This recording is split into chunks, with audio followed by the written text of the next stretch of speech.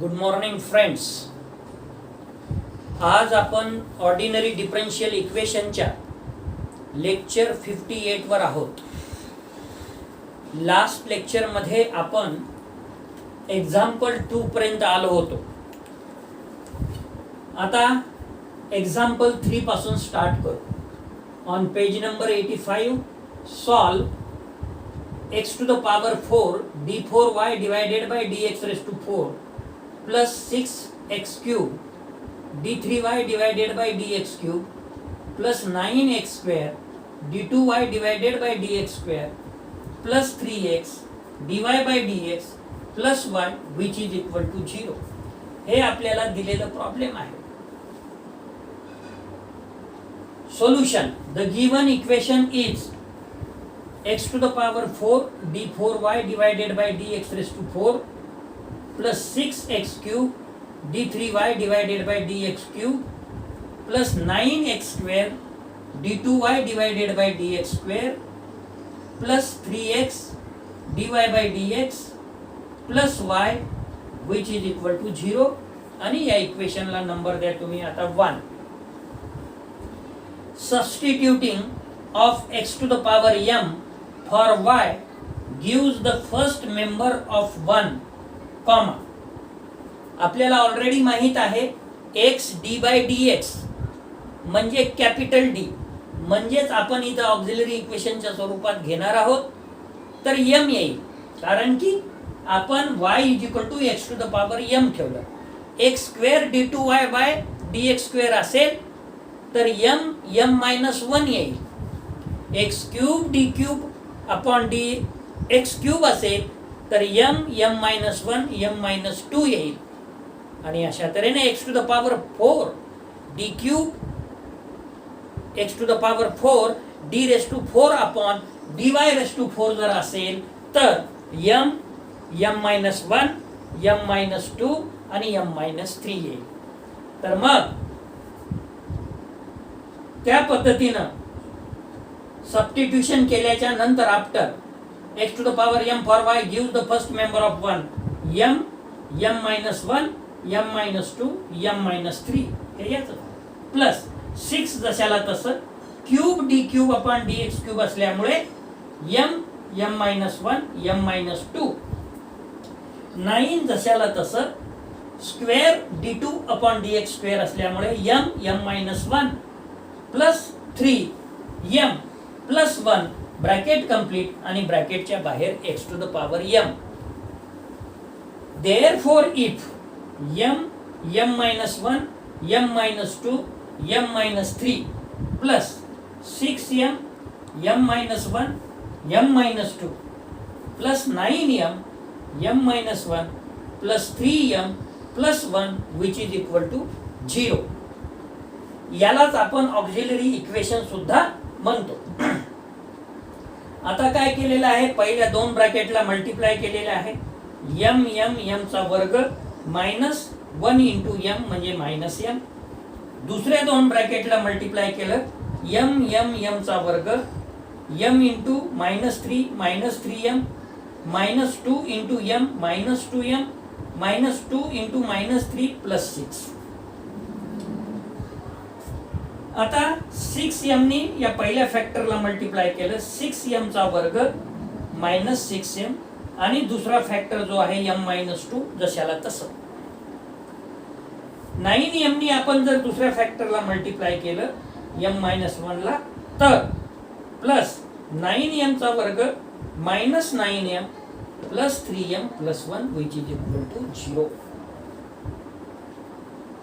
Hence आता m square into m square m raise to 4 minus 3m into m square minus 3m square minus 2m into m square minus 2m cube m square into 6m square minus m into m square minus m cube minus minus plus 3m square minus minus plus 2m square आणि minus 6m. Next bracket मध्ये 6m square minus m म्हणजे 6m cube minus 2 into 6 म्हणजे 12m square minus 6m into m minus 6m square minus 6m into minus 2 plus 12m plus 9m square minus 9m plus 3m plus 1 which is equal to 0. Hence m raised to 4. आता minus 3m cube minus 2m cube म्हणजे minus 5m cube minus m cube म्हणजे minus 6m cube आणि plus 6m cube म्हणजे m क्यूबच्या सगळ्या term cancel होऊन जाईल. त्याच्यासाठी मी ही अंडरलाईन केलेली आहे. ह्या टर्म्स सगळ्या कॅन्सल झाल्या. सोबतच 6m स्क्वेअर प्लस 3m म्हणजे 9m square plus 2m square म्हणजे 11m स्क्वेअर 11m स्क्वेअरच्या नंतर मायनस 12m स्क्वेअर m स्क्वेअरच्या टर्म बघा बरं 6m square okay 9m square 11m square minus 12m square म्हणजे minus m square minus 7m square plus 2m square म्हणजे 9m square cancel करून बेरीज करतो आहे मी. 2m स्क्वेअर कसं राहते हो बघा बरं 6m square plus 3m square 9m square plus 2m square 11m square 11m square plus 9 18m square म्हणजे प्लसच्या जर बेरीज केली तर 18m स्क्वेअर येत आहे आणि minus 12m square minus 6m square म्हणजे plus 18m square minus 18m square will be cancel. 2m square कसा काय राहिला गड्या 2m स्क्वेअर कसा राहिला पुन्हा बघू 6m square plus 3m square 9m square plus 2m square 11m square minus m square minus 7m square हा minus 7m square plus 9m square म्हणजे 2m स्क्वेअर करेक्ट. म्हणजे टोटल प्लसच्या किती होत आहे बेरीज 6m square plus 9m square plus 11m square okay plus 11m स्क्वेअरच्या नंतर आता तर बेरीज बरोबर आली होती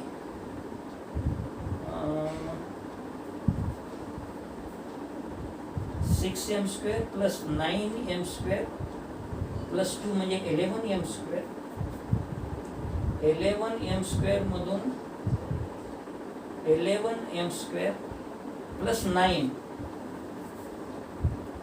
म्हणजे 20m square minus 18m square that's why 2m square is remaining correct plus 1 each and every term calculated now which is equal to 0.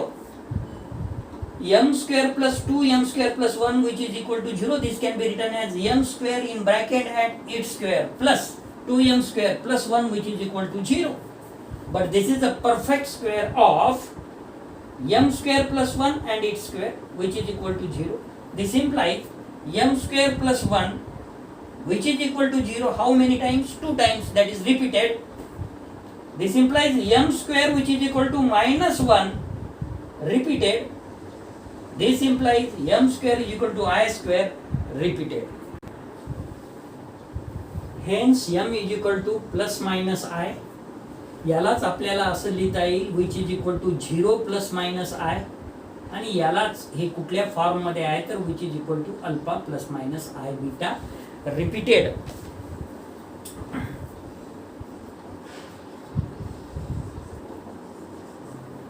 Hence the complementary function is c1 plus c2z ब्रॅकेटच्या बाहेर sin z plus in bracket c3 plus c4z ब्रॅकेटच्या बाहेर cos Z. Z म्हणजे तुम्हाला already माहित आहे log X, आणि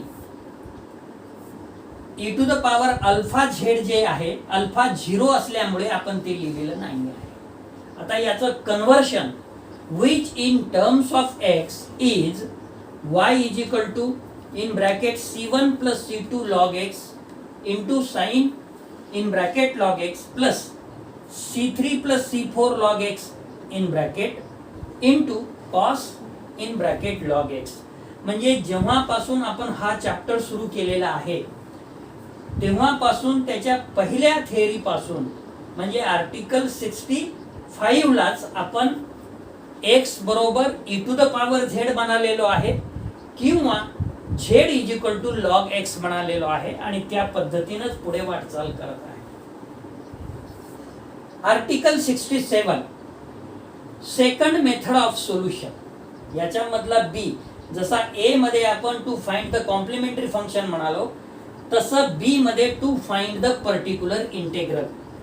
म्हणजे या दुसऱ्या मेथड मध्ये आपण पर्टिक्युलर इंटेग्रल कसं फाइंड आउट करायचं ते शिकणार आहोत. In this article and the to following the particular integral is x to the power n dny divided by dx raise to n plus p1 x to the power n minus 1 dn minus 1 y divided by dx raise to n minus 1 plus dot dot dot plus pny which is equal to capital X, आणि याला आपण equation number 1 म्हणू. will be found since the symbol d in x to the power r d raised to r upon dx raised to r which is equal to d in bracket d minus 1 next bracket d minus 2 up to in bracket d minus r plus 1. आता आपल्याला already माहित आहे की x d bye dx म्हणजेच d आहे which is equal to d upon dz सुरुवातीलाच आपण म्हणालेलो आहे. Of previous article stands for d by dz that is for x d by dx. this equation may be written म्हणजे capital D च्या बदल्यात d by dz आणि d by dz च्या बदल्यात आपण पहिल्या 65 आर्टिकल मध्ये x d by dx काढलेला आहे. म्हणून x to the power r d raise to r upon dx raise to r which is equal to जिथं d आहे तिथं x d by dx, जिथं d आहे x d by dx minus 1, दुसऱ्या bracket मध्ये x d by dx minus 2 dot dot dot in bracket x d by dx minus r plus 1. Therefore 1 when theta is substituted for x d by dx. याच्या आधीच्या article पर्यंत आपण काय substitute करत होतो, x d by dx साठी capital D. जर त्याच्याऐवजी आपण थीटा सबस्टिट्यूट केलं तर नेमकं काय होणार आहे ते बघा. There in then takes the form in bracket पहिली term theta theta minus 1 theta minus 2 up to theta minus n plus 1 plus p1 in bracket theta theta minus 1 theta minus 2 up to theta minus n plus 2 plus dot dot dot plus pn bracket complete bracket च्या बाहेर y which is equal to capital X, जे की आपण 64 आर्टिकलचा equation आहे तो इथे घेतला. d च्या जागेवर x d by dx च्या जागेवर आता थीटा सबस्टिट्यूट केलेला आहे. The coefficient of y here is the same function of theta as the first member of. याच्या आधीचं इक्वेशन बघा, याच्यामध्ये आपण m सबस्टिट्यूट केलेला आहे d च्या बदल्यात. मग इथं बघा m minus 1 m minus 2 up to m minus n plus 1 plus p1 in bracket m minus 1 m minus 2 up to m minus n plus 2 bracket complete plus dot dot dot plus pn which is equal to 0. हे auxiliary equation लिहिलेलं आहे आपण या इक्वेशनचं. Left hand side जर consider केलं complementary function काढण्यासाठी. तर त्याचं ऑक्झिलरी इक्वेशन आपण आतापर्यंत डी बरोबर X D upon D X बरोबर एम सबस्टिट्यूट करत होतो. आता इथे थीटा बरोबर X D by D X बरोबर एम सबस्टिट्यूट करावं लागेल. Of previous article is of M. Let this equation be written in the symbolic form. आता या इक्वेशनला जर सिम्बॉलिक फॉर्म मध्ये लिहायचं असेल तर F of theta into Y which is equal to capital X म्हणजे या इक्वेशनचं लिहिलेलं आहे. आता याच्यात एफ ऑफ थीटा म्हणजे काय आहे तर दिस ब्रॅकेटेड व्हॅल्यू काय आहे where F of theta which is equal to theta theta minus 1 theta minus 2 up to theta minus N plus 1 plus P1 in bracket theta theta minus 1 theta minus 2 up to theta minus N plus 2 bracket complete plus dot dot dot plus Pn. हे कशाची value झाली F of थीटाची. म्हणजे आतापर्यंत आपण F of D it is a polynomial in D म्हणत होतो. आता F of theta which is equal to in terms of theta it is a polynomial in theta म्हणता येईल.